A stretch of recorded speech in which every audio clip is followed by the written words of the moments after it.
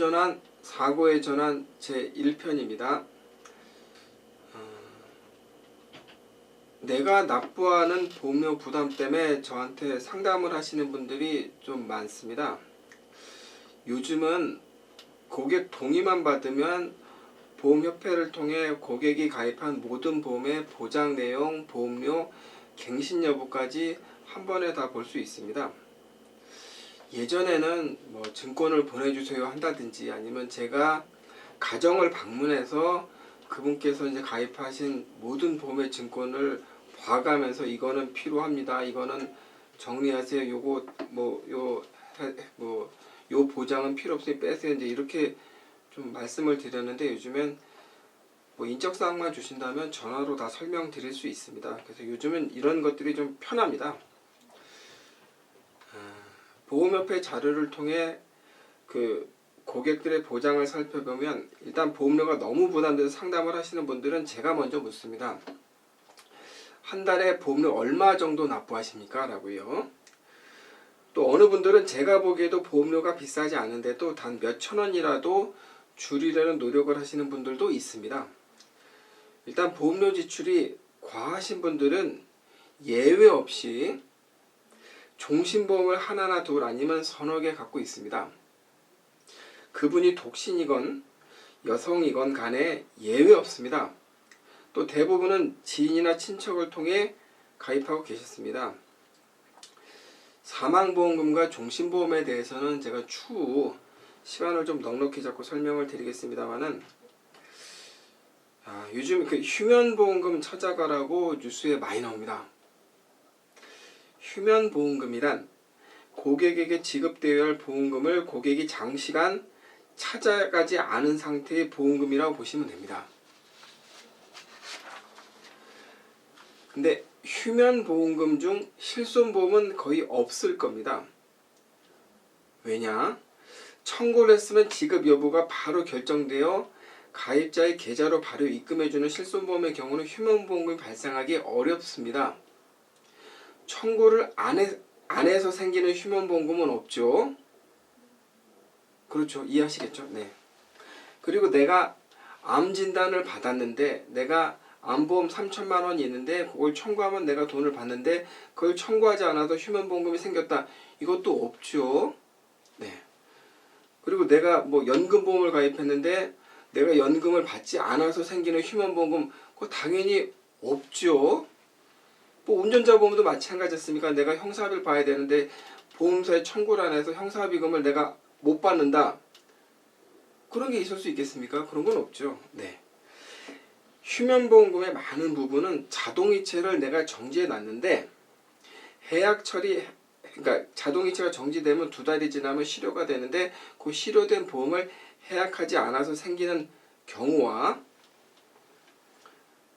이거는 뭐 크지 않을 수도 있고 클 수도 있고요. 근데 사망보험금이 예상외로 많습니다. 여러분 만약 내가 독신인데 부모님도 안 계신 상태인데 종신보험을 가입했어요. 근데 사망을 했다면 사망보험금은 누가 받을까요? 받을 사람이 있습니까? 보험사는 그분이 사망했는지 안 했는지 모르죠. 다만 사망을 하면 계좌가 정지돼서 보험료 더 이상 출금되지 않습니다. 그러면 2달 후 이제 실효가 되겠죠. 우리가 이제 보험료를 2달 안 내면 실효가 되지 않습니까? 근데 실효 상태가 오랫동안 유지가 되면 그게 휴면보험금 상태로 바뀌는 겁니다. 그리고 그게 이 휴면보험금에 그 집계에 들어가는 거고요. 네. 여러분들 내가 만약에 이제 가입한 보험인데 너무 비싸고 마음에 안 들면 어떻게 합니까? 자동이체를 정지해 두는 경우가 많습니다. 왜냐하면 바로 해약해본들 환급금이 크지 않기 때문이죠. 그러면 자동이체를 정지해 두더라도 최장 2달 이상 혜택을 볼 수 있습니다. 네. 왜냐하면 자동이체를 정지해 두고 다른 암보험을 가입했다 하더라도 암 진단금은 보장하지 않는 기간이 3개월이 있기 때문이죠. 저도 이런 방식의 보험 조정을 많이 안내합니다. 바로 해약하지 말고 자동이체 정지해 놓고 2달 있다가 실효가 되면 해약하십시오. 네. 이제 그런 과정에서 자동이체를 정지해 놨는데 실효된 보험을 해약해서 환급금을 받아야 하는데 깜빡하고 받지 않은 보험금을 휴면보험금이라고도 할 수 있죠. 대부분의 사람들은 해지된 거를 해약해서 다 받습니다. 저도 이제 개인정보 동의서를 받은 뒤 조회해 보면 어느 보험이 실효 중인지 정상인지 다 조회가 됩니다. 그럼 고객들께 실효 중인 계약은 해약해서 환급금 받으세요라고 제가 안내를 드립니다. 그럼 어느 때는 제가 그 규모가 좀 커서 휴면보험금을 수령받은 고객들로부터 제가 칭찬받은 사례도 많이 있습니다. 아마 대부분은 이제 종신보험이었었고요. 뭐 설마 뭐 운전자 보험 7,000원인데 실효 중인데 그거 해약했다고 해서 환급금이 뭐 많이 오겠습니까? 그렇죠. 그 뉴스에서는 이런 그 휴면보험금의 성격을 고객 부주의로만 설명하는데 뭐 그럴 수도 있습니다. 근데 가장 큰 문제는 휴면보험금이 생길 수밖에 없는 계약도 상당하다라는 겁니다. 제가 앞으로도 강조할 사항입니다. 병원 소개 안 하기, 다쳤다면 어디서 뭘 하다 다쳤는지 확인하기, 그리고 휴면보험금이 생길 만한 보험에 가입하지 않기입니다. 휴면보험금의 대부분은 찾을 수 있는데 안 찾는 게 아니라 못 찾는 보험금도 많습니다. 그럼 이제 뉴스를 볼 때마다 이렇게 사람들이 생각하죠. 아, 저 사람 돈 많은가 보다. 아, 되게 어이없네. 저 돈을 왜 안 찾을까? 이렇게 생각할 수 있지 않겠습니까? 요즘 혼자 사시는 분들 굉장히 많습니다. 근데 이상하게 종신보험 가입자들도 굉장히 많습니다. 제 가입자 중에서는 휴면보험금을 찾기 위해 소송까지 불사르던 경우도 있었고요. 여러 경우가 있는데 대부분 보험금 받고 싶어도 받을 수 없는 사례가 많았습니다. 보험가입자는 다만 그 지인을 통해 믿고 가입했는데 이런 결과가 된 겁니다.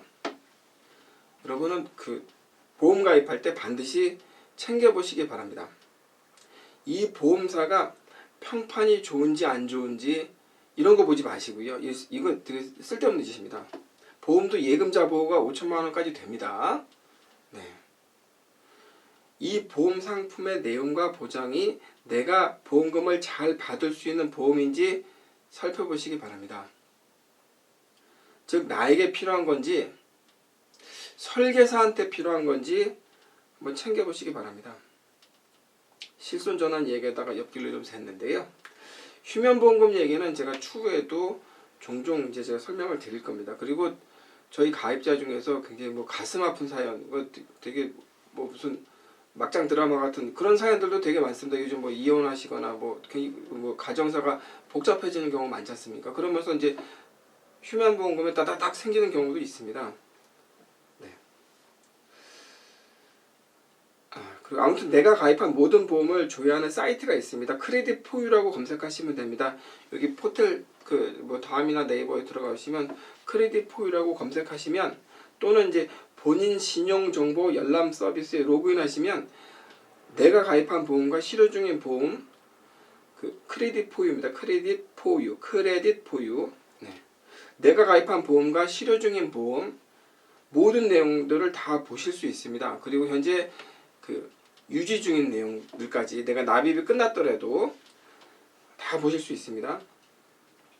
물론 이제 로그인하기 어렵다 그러면 내가 잘 아는 설계사한테 내가 지금 유지 중인 거, 실효 중인 거 뭐냐라고 다 물어보시면 다 알려줄 겁니다. 네. 네. 오늘의 결론입니다. 지인을 통해 내용도 모르고 가입한 보험, 휴먼보험금이 될 수 있습니다. 꼭 보장 내용을 정확히 확인하시기 바랍니다.